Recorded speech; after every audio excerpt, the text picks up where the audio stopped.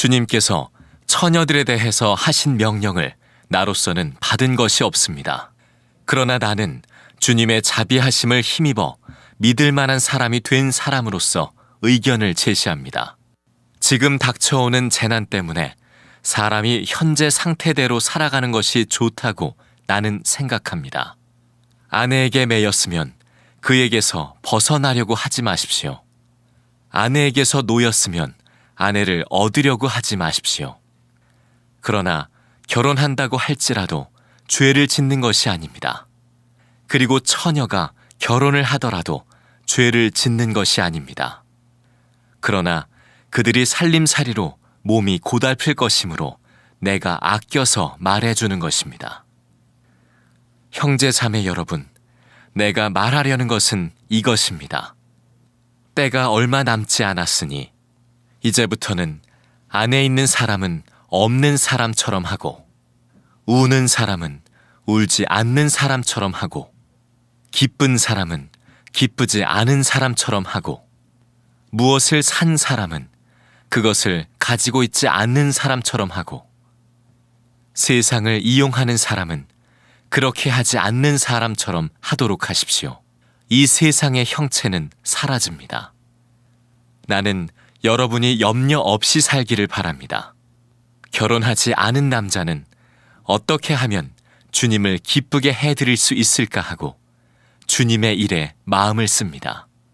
그러나 결혼한 남자는 어떻게 하면 자기 아내를 기쁘게 할 수 있을까 하고 세상 일에 마음을 쓰게 되므로 마음이 나뉘어 있습니다.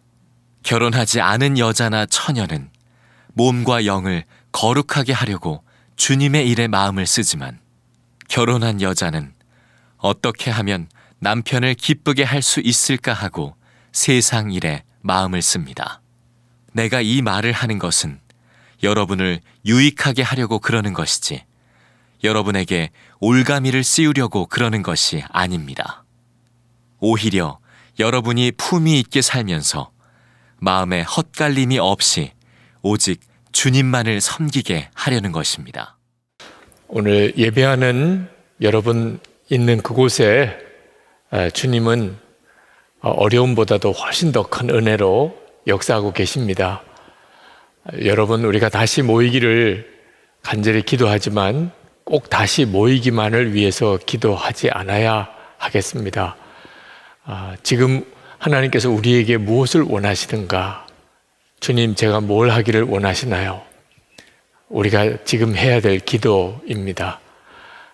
주님은 지금도 우리와 함께 계시고 그리고 지금 우리가 겪는 이 어려움보다도 훨씬 더 크신 분이십니다. 주님은 우리에게 어떤 유익을 주시기를 원하십니다.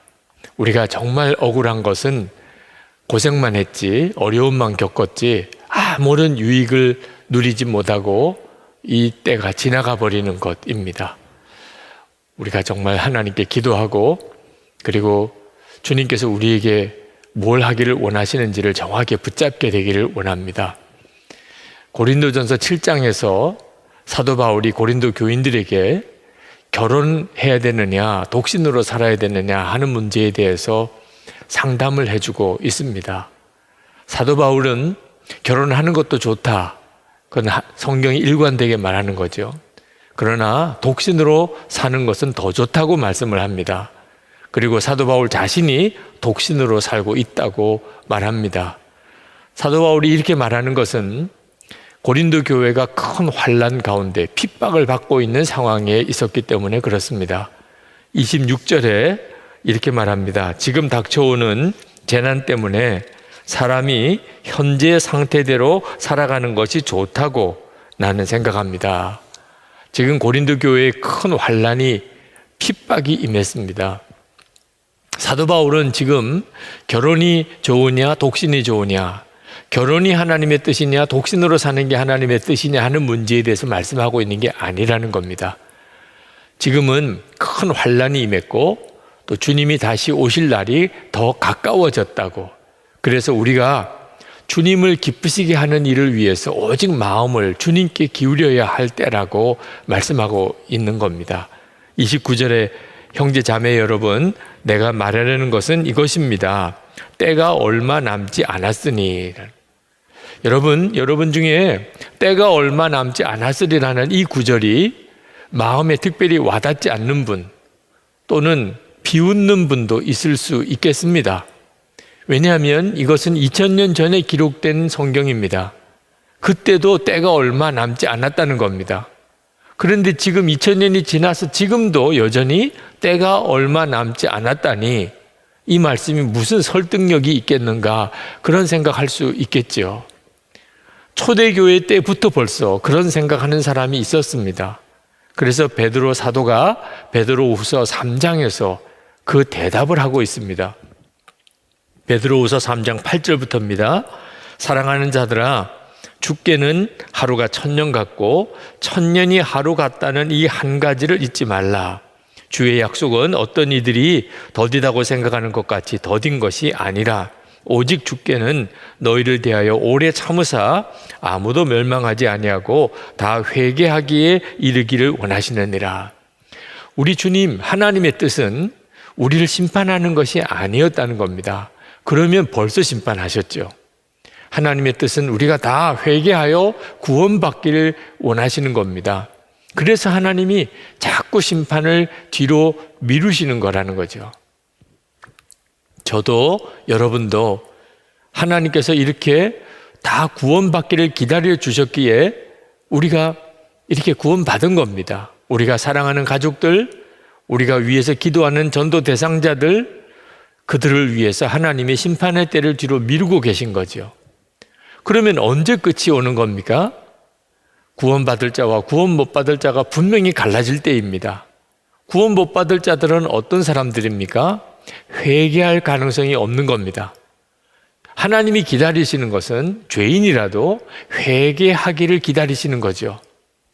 그래서 죄가 아니라고 주장하는 사람들, 성경이 분명히 죄라고 말했는데 그건 죄가 아니라고 주장하는 일들이 일어나는 것이 두려운 겁니다. 더 이상 회개할 가능성이 없어졌다. 그게 끝인 거죠. 그리고 여러분, 내일 주님이 오시든 2000년 뒤에 주님이 오시든 그게 사실 무슨 상관이 있습니까?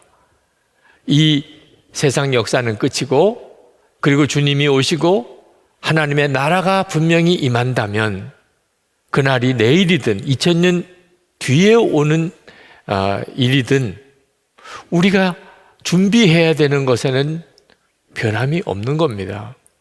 여러분, 내일 주님이 오신다 그러면 이제부터 바로 살고 2000년 뒤에 오신다 그러면 엉망으로 살 겁니까? 우리에게 있어서 중요한 것은 주님이 지금이라도 오실지라도 우리가 주님을 맞이할 수 있도록 준비되어져야 한다는 것. 후회하지 않는 삶, 그런 삶을 살아야 한다는 거죠. 그런 뜻에서 지금 코로나19 확산으로 인하여 우리에게 지금 온 이 혼란스러운 상황, 그리고 지금의 이 어려움이 우리에게 유익할 수 있다는 겁니다. 그것은 우리의 영적인 실상을 지금 점검할 수 있는 거죠. 지금 이 정도 상황에서도 믿음을 잃어버리고 경건한 삶을 유지해서 살지 못한다면 앞으로 더 큰 환란이 오거나 핍박이 오게 될 때는 어떻게 견딜 수 있겠습니까? 어느 목사님은 지금 하나님은 우리 한국교회 성도들에게 예방주사를 놓고 계시다 그런 말씀을 하셨는데 우리가 새겨들을 말이기도 합니다. 하나님은 앞으로 우리가 어떤 시험과 또 핍박이나 환난 같은 상황이 올지라도 예수님 한 분이면 정말 충분합니다. 저는 주님과 동행하고 살고 있습니다. 그 점에 대해서 우리가 분명할 수 있는 성도가 되기를 원하시는 겁니다. 지금이야말로 그것을 준비해야 되고 점검해야 되고 그리고 그 점에 대해서 우리가 눈이 뜨여야 할 때라는 것입니다. 사도 바울은 때가 얼마 남지 않았으니 그러면서 29절부터 31절까지 이렇게 권합니다. 아내가 있는 사람은 아내가 없는 것처럼 슬픈 사람은 우는 사람은 더 이상 슬픈 일이 없는 것처럼, 기쁜 사람은 더 이상 기쁘지 않은 것처럼, 물건을 산 사람은 마치 자기에게 아무것도 없는 것처럼, 이 세상에서 어떤 권력을 가지고 다른 사람을 마음껏 이렇게 다스릴 수 있는 사람, 그런 위치에 있지 않은 것처럼 그렇게 살으라는 겁니다. 이게 무슨 의미가 있는 거죠? 사도 바울이 말하려고 하는 핵심은 31절 하반절에 이 세상의 형체는 사라진다는 겁니다. 우리가 지금 살고 있는 이 세상은 이제 주님이 오실 때가 되면 다 사라진다는 겁니다. 사람이 죽을 때가 되면 그 마음의 소원도 감정도 다 바뀌게 됩니다. 죽음이 눈앞에 오고 나면 모든 게 다 달리 보이는 거죠. 이 세상 마지막 날에도 똑같습니다. 우리가 이 세상 살아가는 동안에 우리에게 중요했던 일들이 참 많습니다. 남편과 아내로서 부부로 살아가는 것. 그러나 마지막 날이 되면 그보다 훨씬 중요한 문제가 있음을 알게 됩니다. 우리가 이 세상에서 슬플 수도 있고 기쁠 수도 있는 일이 많습니다. 그러나 마지막 날이 오면 그 슬프고 기쁜 것보다 훨씬 중요한 문제가 많다는 걸 알게 됩니다. 우리가 뭘 사고 이 세상의 것을 얻는 것은 그 자체가 중요하지요.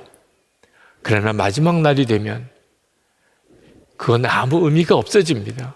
세상에서 성공하는 것, 권세를 잡는 것 다 중요하지요. 마지막 날이 오면 있어도 되고 없어도 되고 해도 되고 안 해도 되는 일이 되고 마는 겁니다. 그때가 되면 그제서야 진짜 중요한 것, 그것이 무엇인지 깨닫게 됩니다. 영혼이 그렇죠. 하나님이 그렇죠. 하나님의 나라가 그렇죠. 대부분의 사람들이 평소에는 관심도 가지지도 않고 신경도 쓰지도 않고 있는 문제들입니다. 그러나 마지막 날이 오면 진짜 영원한 것, 그때만 진짜 중요하게 남는 것. 그래서 하나님을 위해서, 하나님의 나라를 위해서 사는 것 중요하고, 내 육신보다도 영혼을 중요하게 생각하고 준비하는 일이 중요한 것입니다. 나는 죽고 예수로 사는 믿음이, 예수님과 24시간 동행하는 삶이 그렇게 소중한 것입니다. 주님 한 분이면 충분합니다. 이런 확신으로 사는 것이 얼마나 중요한지 모릅니다. 마지막 날 가서야 그것이 그렇게 중요하다는 것을 깨닫는 사람은 사실은 너무나 후회스럽고 비통할 것입니다. 지금부터 그 눈이 뜨여야 하는 겁니다. 이것이 바로 지금 우리에게 주어져 있는 매우 중요한 문제입니다. 사도 바울이 독신으로 사는 것이 더 좋다고 한 것은 고린도 교회 교인들이 환난 날에 염려 없이 살게 하고 싶어서 그랬습니다. 32절에 그렇게 말씀했습니다. 사실 결혼한 사람은 핍박의 때가 오면 배우자 신경 써야 되고 자녀들 신경 써야 되고, 그러니 마음이 갈릴 수 있다는 겁니다. 그러나 독신자는 그런 환난과 핍박의 때가 왔을 때 그는 어떻게 하면 주님을 기쁘시게 할 수 있을까? 주님의 일에만 마음을 쓸 수 있을 것입니다. 이 말씀은 결혼은 부담스러운 일이다, 결혼은 염려만 많다, 결혼은 귀찮은 일이 많다, 그런 말씀을 하고 있는 게 아닙니다. 독신으로 살면 마음이 편안하다, 독신으로 살면 걱정할 게 없다, 독신으로 살면 마음대로 살 수 있다, 그런 뜻으로 하시는 말씀도 아닙니다. 만약에 그것 때문에 독신으로 살려고 한다면 그는 이기적이고, 그리고 정말 자기 중심 개인주의적인 사람일 것입니다. 절대로 하나님의 뜻일 수 없는 겁니다. 성경은 분명히 결혼이 하나님의 뜻이라고 했습니다. 그러나 주님을 위해서 사는 은사가 있는 사람은 독신으로 사는 것이 더 좋을 수도 있습니다. 결혼이 행복을 주는 것 아니고 독신으로 사는 것이 행복을 주는 거 아닙니다. 결혼해서 불행한 것도 아니고 독신으로 살고 있기 때문에 불행한 것도 아닙니다. 행복과 불행은 결혼이냐 독신이냐에 달려있는 게 아닙니다. 전적으로 주님과의 관계에 달려있는 겁니다. 우리를 행복하게 해주는 그분은 예수님밖에 없습니다. 사도 바울의 관심은 35절에 있는 말씀처럼 환난이 닥칠지라도 품위 있게 살면서 마음이 헛갈림이 없이 오직 주님만을 섬기게 하려는 것입니다. 이것이 사도 바울이 정말 오늘 말씀하려고 하는 것입니다.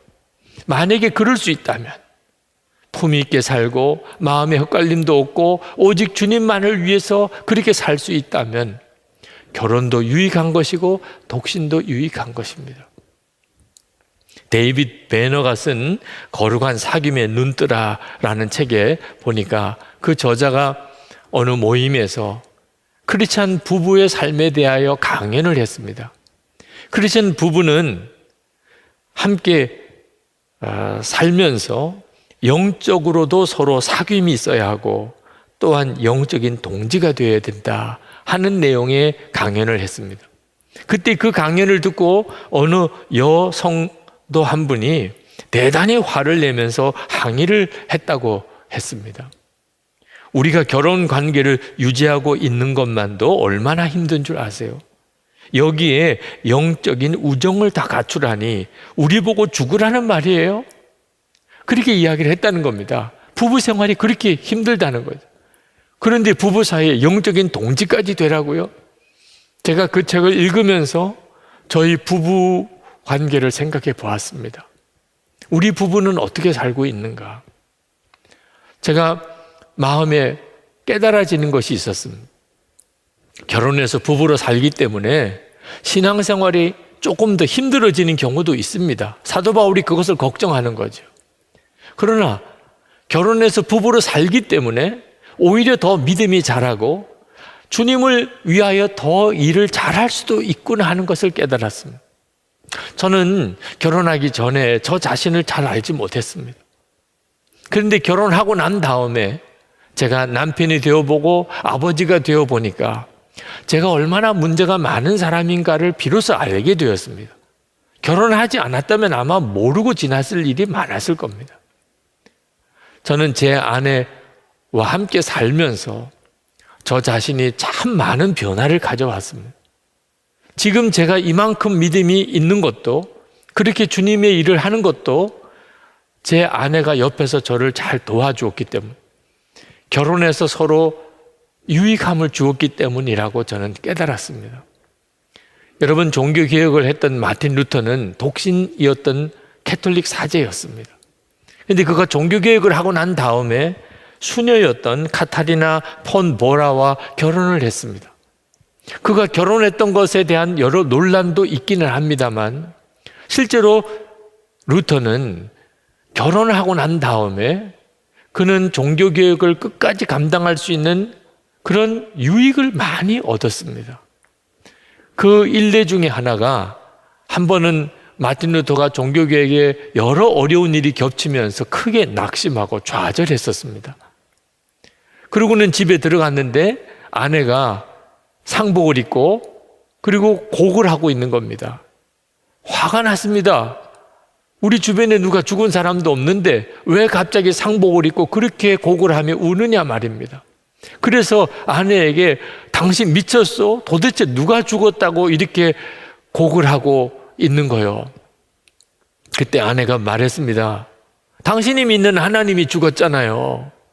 그렇지 않으면 당신이 이렇게 낙심하고 풀이 주고 있을 이유가 있습니까? 그 말을 듣고 루터가 정신을 차렸다는 거죠. 여러분, 우리가 결혼을 하든 독신으로 살든 정말 예수님 한 분이면 충분합니다. 그런 믿음이 된다면, 그래서 주님만을 위해서 살 수 있다면, 그렇다면 다 유익한 것입니다. 그런 믿음이 있을 때 결혼은 결혼대로 유익하고 독신으로 사는 건 독신으로 사는 것도 유익한 것입니다. 유명한 가스펠 가수였던 레나 마리아, 그는 태어날 때 두 팔이 없던 장애인이었고 한쪽 다리도 그저 살덩어리 하나가 붙어 있을 정도, 온전한 다리 형태를 가진 것은 한쪽 다리밖에 없었습니다. 그가 태어났을 때 엄마가 그 태어난 아기를 보여달라고 했는데 의사가 3일 동안을 보여주지 않았습니다. 산모가 너무 충격을 받을까 봐. 그랬던 그녀가 이렇게 이야기를 했습니다. 만약에 누군가 나에게 예수님이 부활하셨고 지금 살아계시다는 증거를 대라고 한다면 나는 내 약한 육신과 날마다 주님을 찬양하는 나의 입술을 보여줄 것입니다. 누가 예수님이 믿어지지 않는다, 예수님의 부활도 그분이 지금도 살아계시다는 것도 나는 믿을 수가 없다고 하면 자기에게 보내달라는 거예요. 내 이 연약한 육신을 보여주고 그리고 내가 주님을 찬양하는 그런 찬양을 들려주는, 부인할 수 없는 증거, 예수님이 지금도 살아계신다, 부인할 수 없는 증거라는 거예요.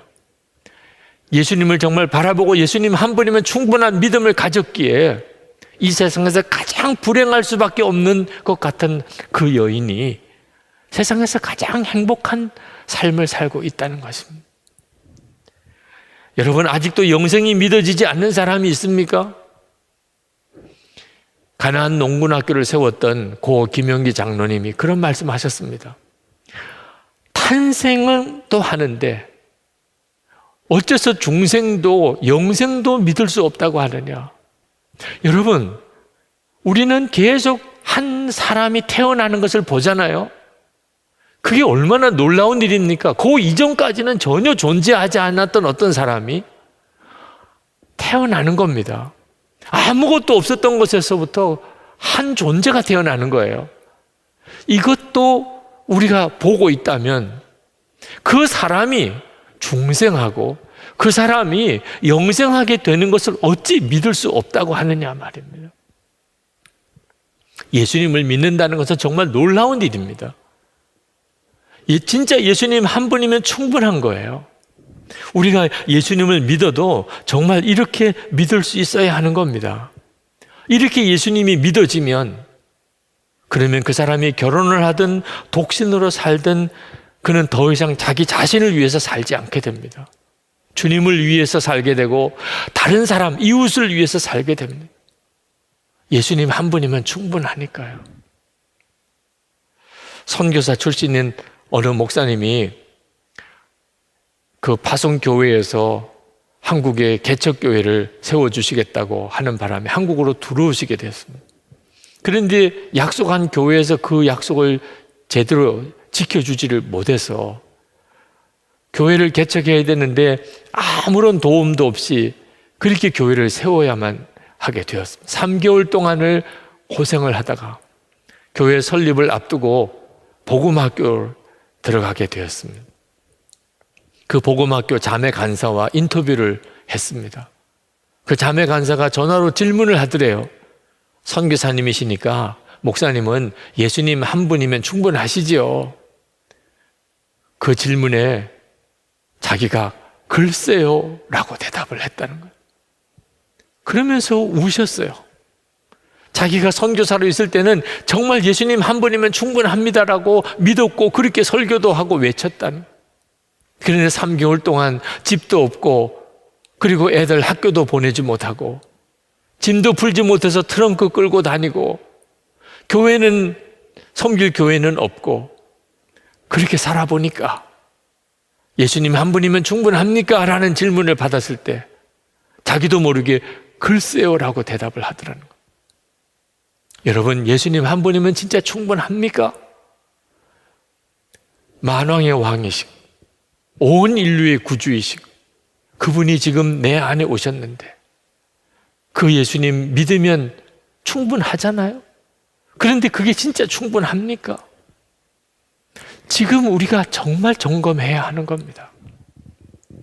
우리는 지금 결혼을 해야 되냐, 독신으로 살아야 되느냐 하는 문제에서 이 점만 분명하다면 예수님 한 분이면 충분하다. 그러면 결혼과 독신의 문제는 그 자체가 큰 문제가 되는 게 아닌 겁니다. 어려운 일이 벌어졌을 때 우리 영적인 실상이 다 드러납니다. 코로나19 확산 문제로 인해서 여러 가지 어려움이 겹치는 지금 교회는 교회대로 개인은 개인대로 영적인 실상이 다 드러납니다. 진짜 예수님 한 분이면 충분했는지, 정말 예수님을 믿고는 살았는지 다 드러납니다. 우리 안에 염려가 있습니다. 어려운 상황 때문에 오는 걸까요? 그렇지 않습니다. 우리 자신 속에 문제가 있는 겁니다. 우리가 예수님을 진짜 믿게 되면, 온 세상보다 크신 주님이 내 안에 계신 것이 정말 믿어지면 어떻게 염려할 수 있겠습니까? 음란의 문제로 요즘 사회적으로 큰 지금 무리가 빚어지고 있습니다. 여러분, 많은 사람이 자기가 성적인 욕망이 너무 강해서, 음란물이 너무 도처에 많아서 음란을 해결하지 못한다고 생각합니다. 그건 스스로 속이고 있는 겁니다. 만약에 부모님이 있다면, 배우자가 있다면, 어린 자녀들이 있다면 그가 음란물을 보겠습니까? 음란물을 보지 않을 수 있는 의지도 능력도 우리에게 이미 있습니다. 스스로가 어쩔 수 없이 음란물을 본다고 스스로 속이고 있는 겁니다. 무엇보다도 우리 안에 주님이 함께 계신 것이 정말 깨달아지고 눈이 뜨인다면 아마 음란물을 돈을 주고 보라고 해도 안 볼 겁니다. 여러분, 지금 현재 여러분이 주님을 바라보지 못하고 있다면, 예수님 한 분이면 충분하다 그런 확신이 없다면, 여러분이 지금 갑자기 앞을 보지 못하는 맹인이 된 것과 같은 심정으로 주님께 눈을 뜨게 해달라고 구하셔야 됩니다. 왜냐하면 이미 여러분 안에 계시기 때문입니다. 눈이 뜨이지 않아서 문제인 거죠. 주님, 제 눈을 열어주세요. 눈을 떠서 주님을 보게 해주세요. 여러분이 진심으로 구하시면 성령께서 여러분들의 눈을 열어주실 것입니다.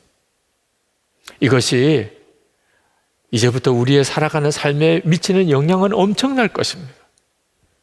지금 코로나19 확산으로 인해서 앞으로 많은 어려움이 예상됩니다. 그러나 우리가 이때에 주님을 바라보는 눈이 뜨이고 예수님 한 분이면 충분하다는 확신을 갖게 되면 우리의 삶 속에서는 하나님께서 너무나 놀라운 일을 하실 겁니다. 가정의 회복, 우리의 일터의 회복, 성도들과 교회를 통하여 세상을 변화시키는 일을 하실 것입니다.